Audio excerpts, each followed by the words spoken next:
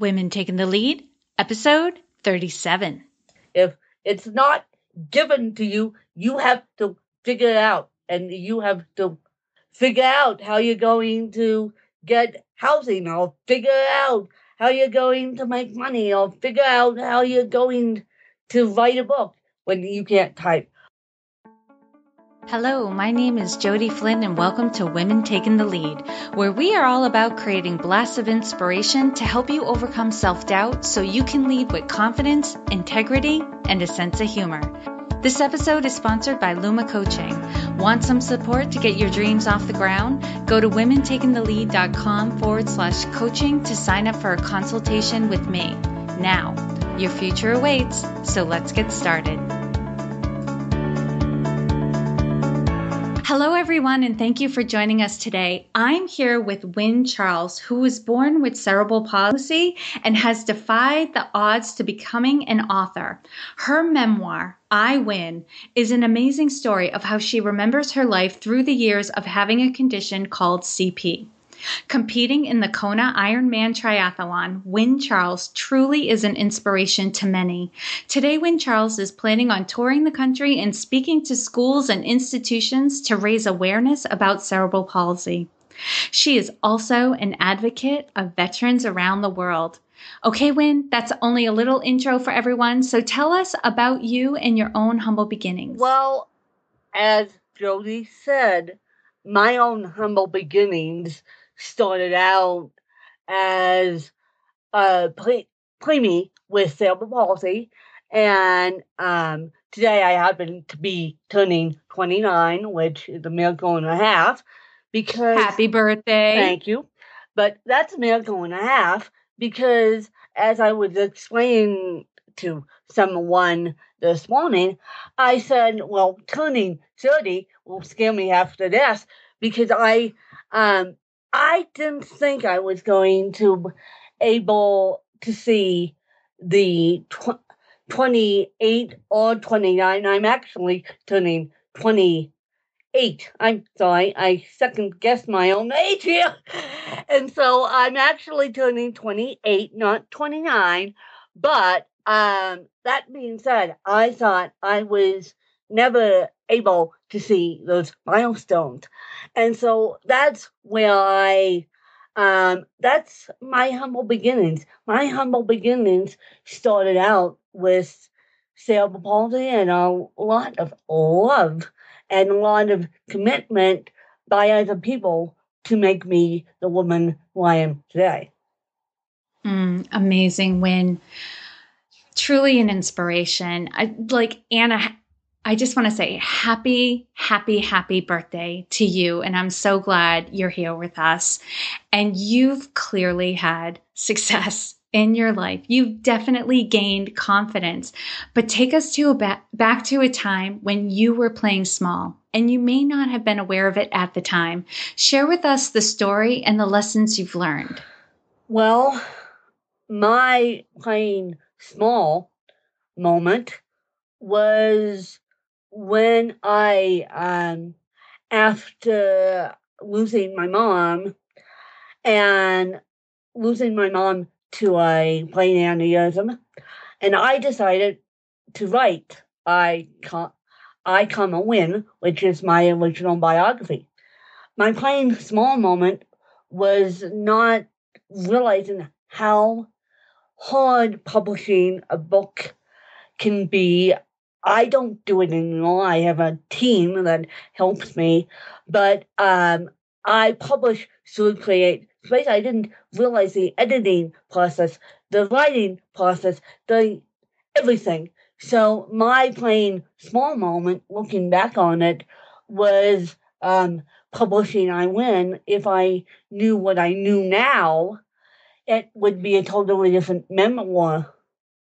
Say more about that, Wynne. What do you mean it would have been a different memoir if you knew what you knew now? Well, it would have not come out as quickly as it did because it, even though it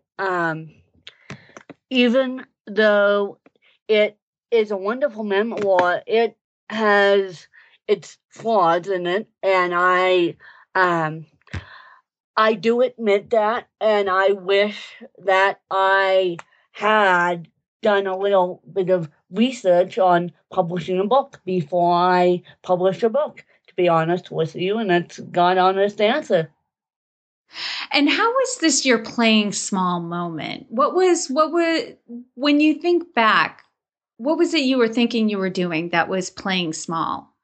Not listening to my heart and not getting the equipment I needed before before doing it. Also, it's the same thing with the Kona Iron Man.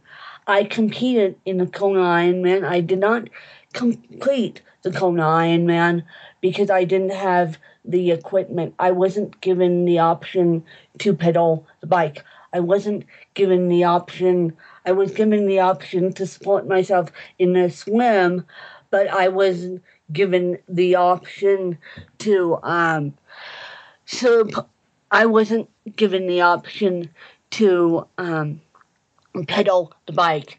And if I was given the option to pedal the bike, we would have finished the Kona Iron Man.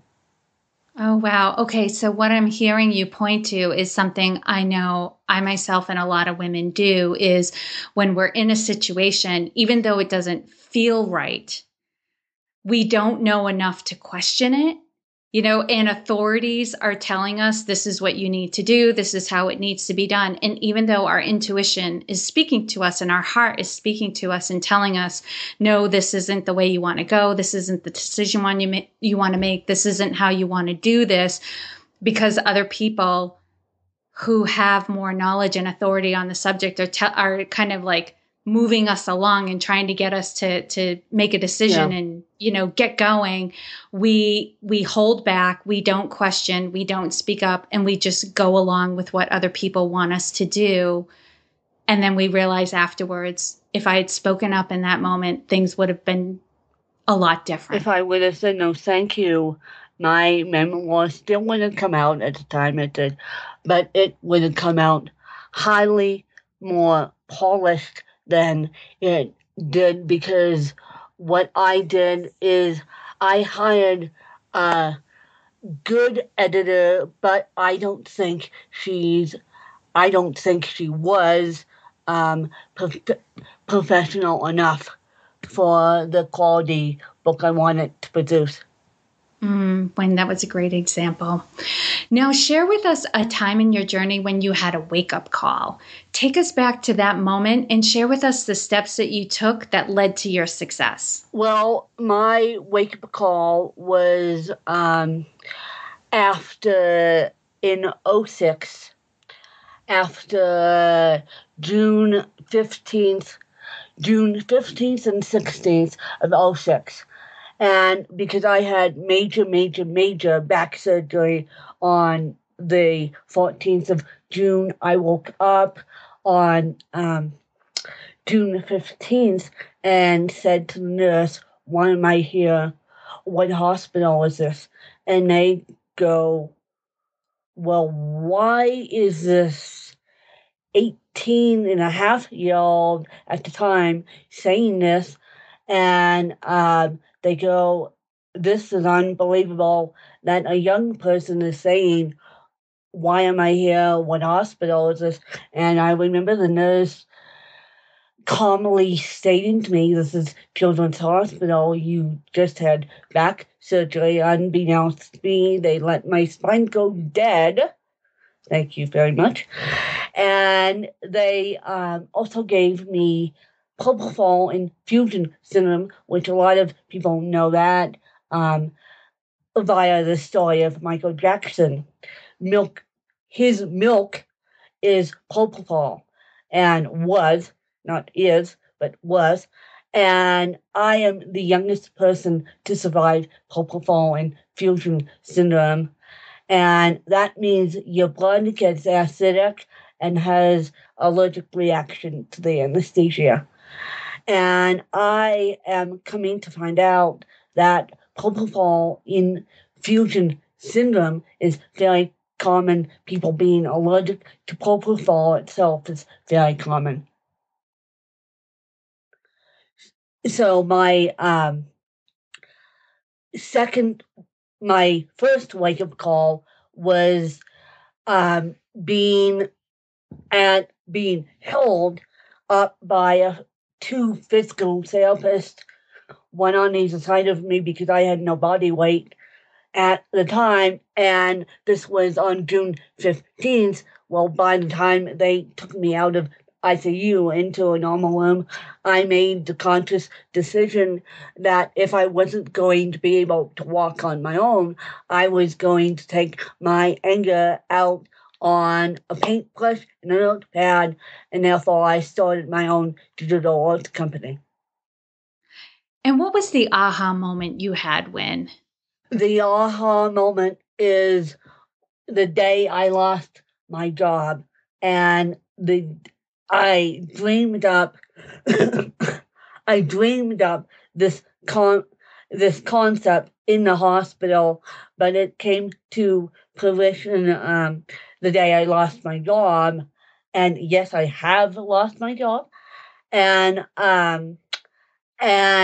at the time I was doing physical therapy, learning how to walk again and gracefully. And then the physical therapist said, you need to go see a psychologist. Well, my mom overheard that comment. She goes, no, you don't. And that was the aha moment that I needed to take my anger not out on people, but out on a paintbrush and a notepad. So what I'm getting from this is that you had this horrible experience in the hospital. The syndrome, that you described caused an allergic reaction, which made your spine go dead, and you weren't able to walk. And it sounds like when you came to, you didn't even know where you were, why you were there. Yeah. And after that, part of the treatment to help you walk again and, seeing a psychologist made you so angry about the experience. And, correct me if I'm wrong, and I could be reaching, like, you didn't want to be a victim to what happened to you, and you got really pissed off about it. Correct. And people telling me that I needed to go see a psychologist, I just thought they were insane. Okay. So out of that, you decided to become a writer. I decided to become an artist and then transfer that into writing. And so the steps you took that led to your success, what were those? Well, the moment I got home from that physical therapy appointment, I sat down at my computer and researched digital art. And that was my original company, Aspen Rose Arts, which people want me to get back to, but I have translated that onto a different canvas, the canvas of wording. And so what led me to my success was researching and getting the tools in place and teaching myself how to do it. Awesome. Awesome, Wynn. Thank you for clarifying all of that. Now, what I want everyone to get is there's no one way to lead. And for everyone who's been listening to this podcast for a while, they know what I'm about to ask you. We're all different and we're going to lead differently. So, Wynn, how would you describe your leadership style? My name is Wynn. I get what I want. My name is spelled W-I-N, and people know that. And if Wynn doesn't get what she wants, she figured it out. And so that's my leadership style. You have to figure it out. If it's not given to you, you have to figure it out. And you have to figure out how you're going to get housing, or figure out how you're going to make money, or figure out how you're going to write a book when you can't type, or figure out how you're going to do artwork when you don't want to use oil paints, and so you have to figure it out. what I'm hearing is you're a powerful combination of resilience and persistence. Resilience and persistence. That's the way I lead.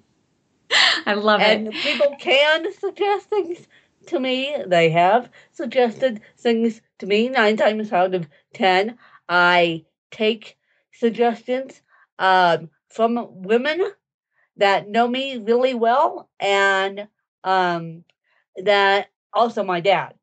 But those are the 2 people that I take suggestions from, and that's it. The rest can help me, but they need to go scratch. And you've already told us the lesson you've learned is to always listen to your heart, listen to your intuition. Yeah. And it sounds like you have that core group of people who know you, who love you, who understand you and understand not only who you are, but the vision you have for your life. So the suggestions they're likely to give will be more in line with what you would choose for yourself too. Correct. That's beautiful. And what is one thing, I'm going to keep you to one thing because I know you have a lot going on. What is one thing that you're working on right now that you're really excited about? Well, I'm working on, as I said, I'm working on finishing up my YA novel series. I'm also working on going back to college. And I will eventually get my doctorate in special ed. Wow. Now, what called you to do that? What called me to go back to college? Or what called me to write a book? What called you to go back to college and special ed specifically? What called me to go back to college is this is my third stop and spelling the roses moment. I found out the other day, and through all my publishing books, I found out the other day that Win doesn't know how to write good about the author page. So I'm like, well, this is not good. How am I supposed to be a New York Times bestselling author if I don't have the fundamentals in the education field and writing field, the actual writing, taking a class writing field? And so that's what called me to go back to college. I started this journey in February, and I got the news last week that I've been accepted. And so I'm pretty excited about that. Congratulations. Thanks. All right, Wynn. Now I'm going to do a quick leadership roundup. So tell us, what is one practice that you have that makes you a better leader? One practice that I have, I would say if I can do it on a daily basis, I would say meditation and just leaving it up to the higher powers. I mean, the higher powers are basically putting this book and putting all these interviews and putting the opportunity to go back to college in front of me. Now, I know you've written a couple of books and you're going to continue, probably more, and you're continuing to write. But what is one book from another author that you would recommend to a woman to help her develop her leadership? 20 Beautiful Women, compilated by Saba Takis. I happen to be in the first one, but that book is all about overcoming and life challenges. And that book is beautifully done, and I was blessed enough to have that opportunity right after speaking at UVA, University of Virginia, last year. That opportunity came across my desk, and I think that's the most powerful book out there because it's all about overcoming. Nice. And knowing what you know now, if given a chance to go back and do anything differently, what would you change? Knowing what I know now, if given a chance to do something different, I would I would look at the traditional publishing industry, and then I would also look at the self-publishing industry, but now I have a totally different light on the self-publishing industry. So what I'm hearing you say from the story you told earlier was that if you could go back, you would have been more educated heading into your first book to help guide you in the decisions that you needed to make. Exactly. All right. Now, share with us a success quote or a mantra and why it has meaning for you. Well, my girlfriend came up with this one. I give my girlfriend, who also has cerebral palsy, who runs my company out, the Yin Yang. She's wonderful. And I give her this quote, and it's her quote, and it's, if you can dream it, you can live it. And that's Danielle Coulter's quote. She also has CP. She's also a published author by now. And so that's why it has significant meanings to me, and that's how I stand. If you can dream these things, they'll figure out a way to manifest themselves. You figure it out, right? Yeah. Yep. I love that. When you just are so authentic, you are who you are. Like you had a few running themes in this interview, and they showed up in every question. And it really created for me a very clear picture of who you are and what you're trying to bring to the world. I would say one thing I would go back and in the moment ask you about a little bit more. So I'm going to do it right now is you're going back to college because you wanted to become a better writer and to teach. What drove you really to get your PhD in special needs? Because you could take a lot of courses on how to be a better writer and how to write a better about page. What's really driving you to go after your PhD? What's really driving me to go after my PhD, and this is going to make me cry, I was blessed enough to, you can hear it in my voice, a huge lump in my throat. I was blessed enough to be brought up in a private school setting, mainstreamed as a non-disabled woman. And even though I could barely speak, they tell me I could speak, I could hold my own at the age of 3. And now I have, since I've been through this incredible system myself, I have seen the system getting worse and worse and worse and worse and worse. Now teachers don't know what to do with little Susie Q, who walks in with autism or Down syndrome, and they just want to put little Susie Q off in Kona and not deal with her. And so I want to mainstream. My biggest wish is to mainstream these kids that don't get the opportunities that I got growing up. So opposed to having, a strictly special needs room that these children learn in, they're integrated with all the other students so that their opportunities are that much more. Because the peers are your best role models. And if you want to teach a kid how to do something, just put it in front of the parents or the peers, and then you'll see a major difference. And there have been some incredible stories out there about how having special needs children in the mainstream classrooms also teaches the other students tremendous compassion and patience and how to teach and learn and adapt. So I love that. When that's very inspirational. You are going to be an inspiration to all of your students and the parents.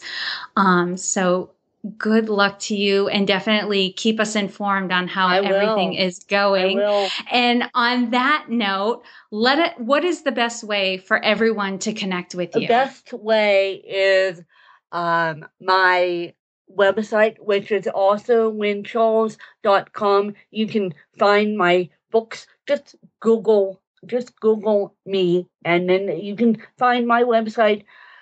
Also, you can connect to me on Facebook. I'm always on Facebook. And then just Google me, WIN, Charles, CHARLES. Also, WIN, WINCHARLES.com.